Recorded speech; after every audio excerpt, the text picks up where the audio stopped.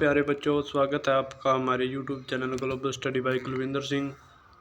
अगर आपने अभी तक हमारा चैनल सब्सक्राइब नहीं किया है तो जल्द जाएं, सब्सक्राइब बटन पर क्लिक करें और बेल आइकन प्रेस करें ताकि जो भी वीडियो हम अपलोड करें वो आप तक पहुंच जाए। पिछले चैप्टर में हमने जिग और पिक्चर के बारे में पढ़ा था। अगर आपने वो वीडियो नहीं देखी है तो हमारी चैनल की प्लेलिस्ट में जाएं, वहाँ पर वो आपको वीडियो मिल जाएगी। ज़्यादा टाइम ना गवाते हुए आज का जो टॉपिक है हमारा लोहारगिरी तथा फोर्जिंग, ये वाला डिस्कस करेंगे। ज़्यादा से ज़्यादा साथियों को ये वीडियो शेयर करें जिनके ITI के एग्ज़ाम होने वाले हैं। तो ITI के एग्ज़ाम इन नोट्स के अंदर से ही आने वाले हैं, कहीं बाहर से नहीं आएंगे, ठीक है। आप उनको बता दीजिए। ऑप्शन टाइप क्वेश्चन पूछे जाएंगे, ट्रेड थ्योरी की क्लास। ज़्यादा टाइम ना गवाते हुए टॉपिक शुरू करते हैं। फोर्जिंग क्या होता है? स्टील और रॉट आयरन को भट्टी में लाल गरम करके उसे हैमर द्वारा पीटकर जोड़ने या किसी आवश्यक शक्ल और साइज में लाने की प्रक्रिया को फोर्जिंग कहते हैं। जब स्टील या रॉट आयरन को भट्टी में गर्म किया जाता है, लाल किया जाता है, तो उसे हैमर द्वारा पीटकर जोड़ने या किसी आवश्यक शक्ल और साइज में लाने की प्रक्रिया को क्या कहते हैं? फोर्जिंग। फोर्जिंग के प्रकार 3 होते हैं। तो सबसे पहला है हैंड फोर्जिंग। ये हैंड हैमर द्वारा हाथ से की जाती है। सेकंड नंबर पर है मशीन फोर्जिंग। इसमें पावर हैमर या फोर्जिंग मशीन का प्रयोग करके जॉब पर फोर्जिंग किया जाता है। और थर्ड पे हमारा ड्रॉप फोर्जिंग। इस विधि में जॉब की फोर्जिंग डाई के द्वारा की जाती है और यह मास प्रोडक्शन में अधिक प्रयोग की जाती है। इसमें 3 प्रकार की मशीन प्रयोग की जाती है। तो कौन कौन सी मशीन है? Horizontal forging machine, second number पर है प्रेस द्वारा और थर्ड पे है पावर हैमर द्वारा। आगे है फोर्जिंग ताप। फोर्जिंग करते वक्त ताप कितना रखना है, ठीक है। फोर्जिंग ताप जिस तापमान पर धातु गर्म होने पर प्लास्टिक अवस्था में बदल जाती है, मतलब पिघल जाती है, यह धातु में उपलब्ध कार्बन पर निर्भर करती है। 1.7% से अधिक कार्बन वाले स्टील को फोर्ज नहीं किया जा सकता। ये नोट करने वाली बात है। आपने कॉपी लगा रखी होगी तो उसके अंदर लिख लीजिए जो भी टॉपिक करवाते हैं। और जो टॉपिक कंप्लीट होने के बाद आपको बहुत सारा ज्ञान प्राप्त होने वाला है। आप कोई भी कंपनी में जाएं, वहाँ पर आपको इससे रिलेटेड ही पूछा जाता है। फोर्ज क्या है? फोर्ज यह एक प्रकार की भट्टी होती है जिसमें जॉब रखकर गर्म किया जाता है। यह 2 प्रकार की होती है। फर्स्ट नंबर पर है स्टेशनरी फोर्ज। स्टेशनरी फोर्ज, यह फोर्ज केवल एक स्थान पर फिक्स रहती है। इसे आग की ईंटों एवं मिट्टी में बनाया जाता है। सेकंड पर है हमारा पोर्टेबल फोर्ज। इसको हैंड फोर्ज भी कहते हैं। यह प्राय माइल्ड स्टील की प्लेट से बनाई जाती है। इसकी बनावट में 4 टांगों वाला एक स्टैंड होता है। फोर्ज के भाग: भट्टी, इसमें धातु को गर्म किया जाता है। सेकंड पे है नोजल एवं टूइरस। नोजल द्वारा बहुत ही तेज गति से हवा ईंधन को जलाने के लिए भेजी जाती है। नोजल को उच्च ताप से बचाने के लिए फायर क्ले से ढका जाता है तथा ठंडा करने के लिए पानी की टंकी से भी जोड़ा जाता है। थर्ड पे हमारा पानी की टंकी। नोजल को ठंडा रखने के लिए इसका प्रयोग किया जाता है। फोर्थ पे हमारा ब्लोअर। ब्लोअर जो होते हैं एयर देने के लिए होते हैं। यह पंखा के समान एक उपकरण होता है जो फोर्ज में ईंधन जलाने के लिए हवा भेजने का कार्य करता है। आपको फर्नेस के अंदर ब्लोअर लगे हुए मिल जाएंगे, अगर आपने नहीं देखे तो वहाँ देख लेना। ये हाथ और पावर दोनों से चलते हैं। यह 3000 चक्कर प्रति मिनट की गति पर घूमते हैं और इसमें एक वैल्यूट केसिन के अंदर इम्पेलर बिजली की मोटर से घूमता है। हवा का प्रवेश इम्पेलर के केंद्र से होता है।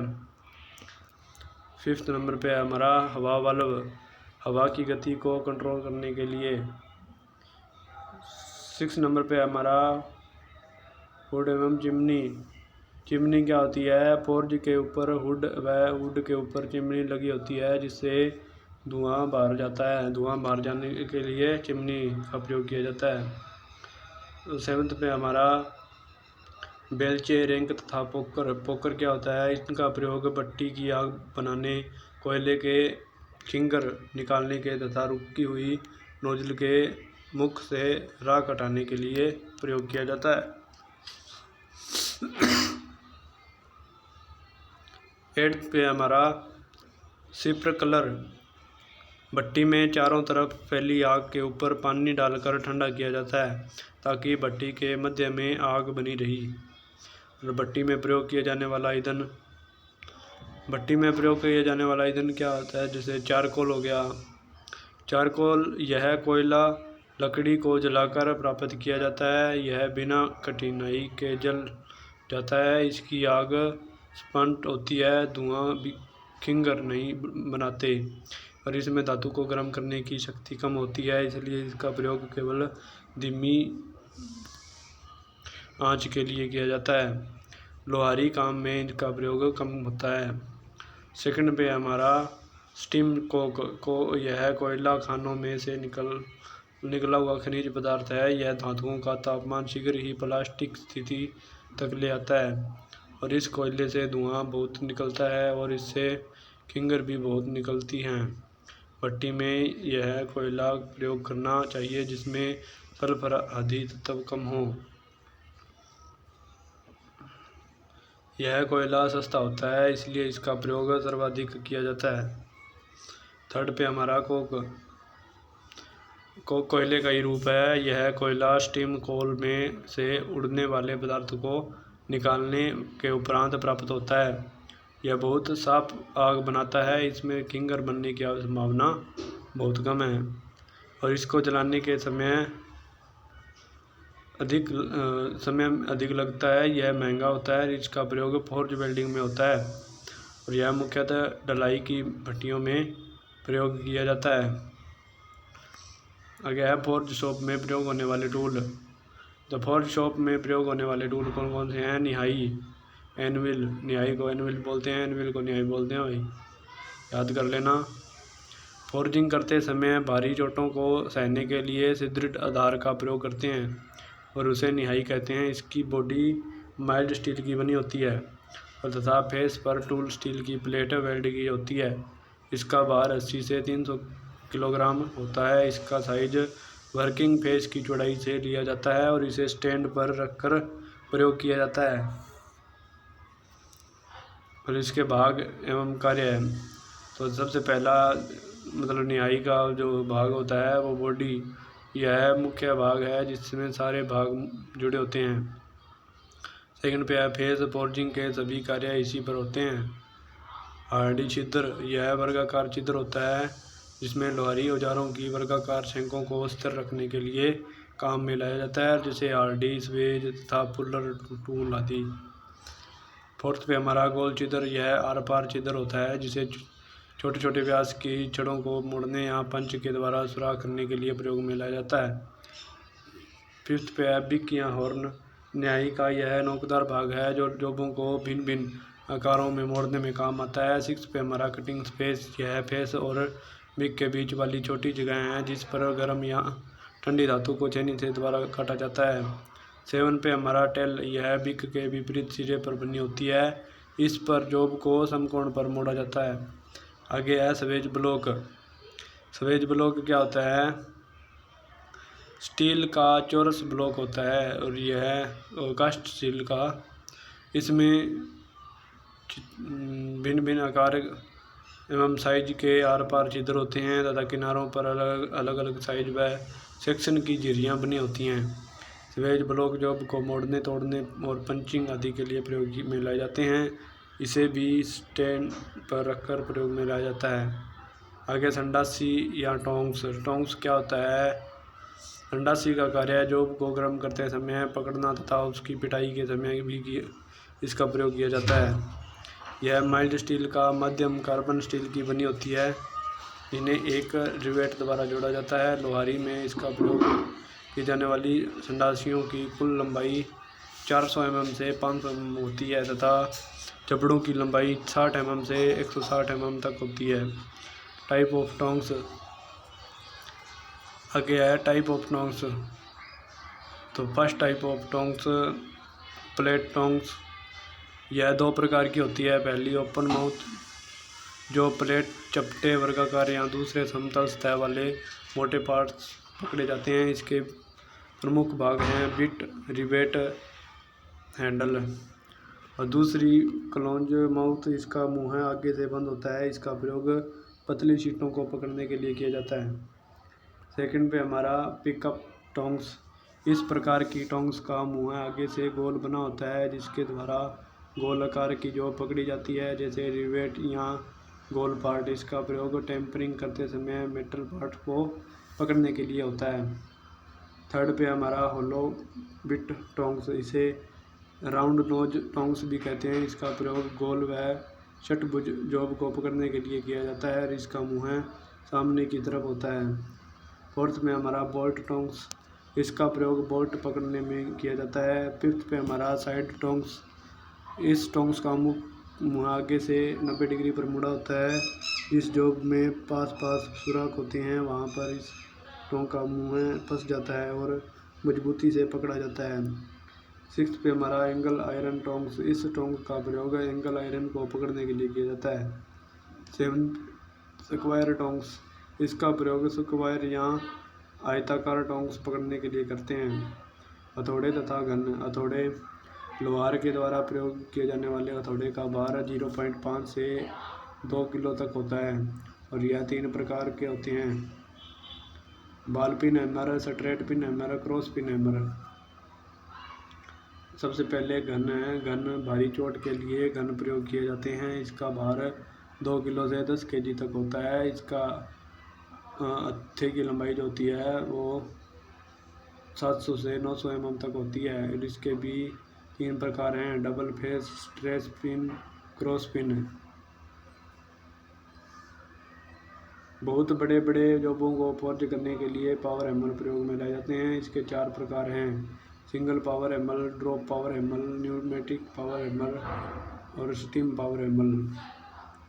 आगे है छेनियाँ। छेनियाँ यह हाई कार्बन स्टील की बनी होती हैं। 2 प्रकार की होती हैं: हॉट सीजल, गर्म धातु को काटना, कटिंग एंगल 30 डिग्री व फोर्जिंग कोण कम होता है। यह हार्ड एवं टेम्पर नहीं होती क्योंकि गर्म धातु को काटने में इसकी टेम्परीनेस समाप्त हो जाती है। इसके कटिंग एंज को बार बार पानी में ठंडा करते हैं।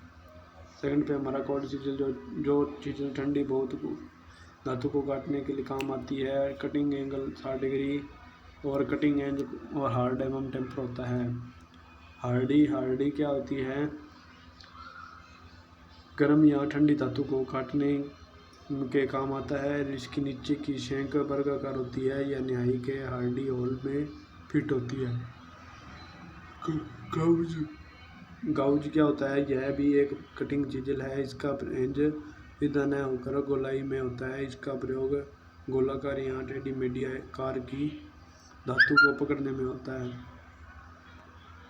पंच, इसका प्रयोग ठंडी या गर्म हालत में धातु में भिन्न भिन्न आकार व भाप के छेद बनाने में होता है। ड्रिफ्ट, यह गोलाकार हार्ड स्टील की टेम्पर पिन है। इसका प्रयोग छेद का व्यास बढ़ाने व गोल आकार बढ़ाने के लिए किया जाता है। पुलर क्या होता है? पुलर यह हाई कार्बन स्टील के भिन्न भिन्न आकृति में होते हैं। इसका प्रयोग गर्म धातु में गड्ढा आदि बनाने के लिए किया जाता है। ये 2 के सेट में मिलते हैं। निचला पुलर निहाई के हार्ड में फिट करते हैं जबकि ऊपरी पुलर मेटल ड्रा आउट करने के काम आता है। आगे है सवेज। सवेज यह भी हाई कार्बन स्टील के 2 भागों में बने होते हैं। इनका प्रयोग रोड को गोल, चौरस या षटभुज आकार में बनाने के लिए होता है। प्लेटर्स, इसका प्रयोग धातु की सतह को समतल बनाने के लिए किया जाता है। इसे धातु की सरफेस पर रखकर हैमर द्वारा हैंड पर चोट दी जाती है। सेट हैमर, इसका प्रयोग शार्प कॉर्नर बनाने या जॉब के किनारे प्लेट बनाने के लिए किया जाता है। शंकु, इसका प्रयोग गर्म जॉब में बनाए गए सुराख को टेपर बनाने के लिए किया जाता है। फोर्जिंग शॉप में की जाने वाली संक्रियाएं। कटिंग, इस विधि में धातु को गर्म एवं ठंडी दोनों अवस्थाओं में काटा जाता है। आमतौर पर पतली जॉब ठंडी हालत में तथा गर्म जॉब करके मोटी चादरें काटी जाती हैं और इसके लिए हॉट सेट या कोल्ड सेट प्रयोग में किए जाते हैं। कोल्ड सेट यानी का कटिंग एंगल 450 से 60 डिग्री तक होता है। स्टील को 850 डिग्री से 900 तक गर्म करने आरडी या हॉट सेट द्वारा काटा जाता है। सेकंड पे हमारा बेंडिंग, इसमें धातु को ठंडी और गर्म दोनों अवस्थाओं में गर्म किया जाता है। जिसके लिए anvil, big iron, swage block, blowers और लेग वाइज प्रयोग की जाती है। अपसेटिंग क्या होती है? इस विधि में जॉब की लंबाई कम करके जॉब का व्यास या मोटाई बढ़ाई जाती है। अपसेटिंग में व्यास बढ़ाया जाता है और इस विधि को जंपिंग अप भी कहते हैं। यह 3 प्रकार से की जाती है: full upsetting, hand upsetting, centre upsetting. Full upsetting के लिए धातु को पूर्ण गर्म किया जाता है और कूटकर मोटाई एवं चौड़ाई में बनाया जाता है। हैंड या तल अपसेटिंग के लिए धातु के लिए एक छोर की गर्म करके ठंडे छोर पर चोट लगाई जाती है। सेंटर अपसेटिंग में धातु के बीच वाले भाग को गर्म करके निहाई पर रखकर सिरे पर चोट लगाई जाती है। इससे बीच में आग बढ़ जाती है। फोर्थ पे हमारा ड्राइंग डाउन।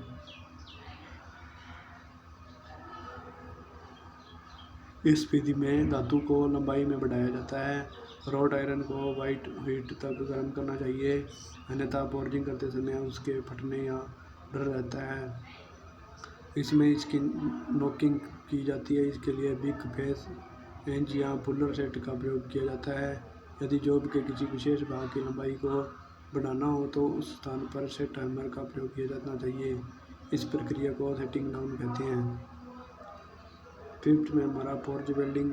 धातु के 2 टुकड़ों को फोर्ज वेल्डिंग ताप तक गर्म करके बाहरी दबाव द्वारा जोड़ने की विधि को फोर्ज वेल्डिंग कहते हैं। इस विधि में सुहागा फ्लक्स प्रयोग किया जाता है।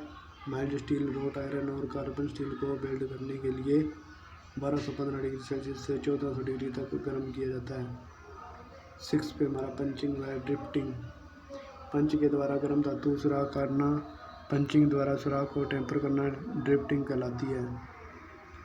आगे फिनिशिंग के लिए फ्लेटर, फुलर या स्वेजों का प्रयोग किया जाता है। आवश्यकता अनुसार रेती का प्रयोग भी किया जाता है। रिवेटिंग, इस क्रिया में 2 या अधिक पार्ट्स का रिवेट या प्लेन रोड के द्वारा गर्म और हाई दिशा में रिवेटिंग करके जोड़ा जाता है। ट्विस्टिंग, इस क्रिया में धातु को गर्म करके वाइस में बांधकर कुछ स्पेशल कार्यों के लिए ट्विस्ट किया जाता है। रैंक और पोकर, जले हुए कोयले के टुकड़ों को तोड़ने या नोजल के पास से हटाने में प्रयोग होता है।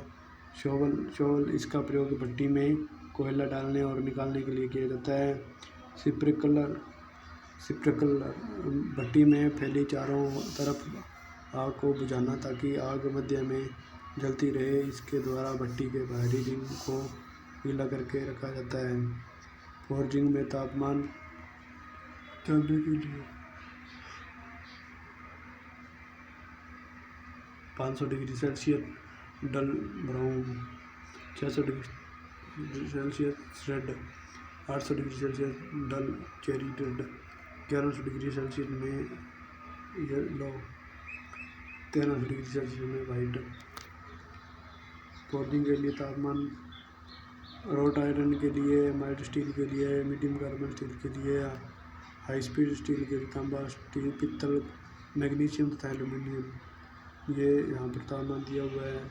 रोट आयरन के लिए 860 से 1340, माइल्ड स्टील के लिए 800 से 1300 और यहाँ पर एल्यूमिनियम के लिए 320 से 480। ठीक है। अगर आपको हमारी वीडियो पसंद आई हो तो ज़्यादा से ज़्यादा इस वीडियो को लाइक करें शेयर करें और कमेंट करें। जिनके अभी एग्ज़ाम होने वाले हैं उनको ये वीडियो शेयर करें। अगर नेक्स्ट टॉपिक जो रहेगा हमारा ड्रिल कटिंग स्पीड और फीड का रहेगा, जल्दी हम अपलोड कर देंगे। धन्यवाद हमारी वीडियो देखने के लिए।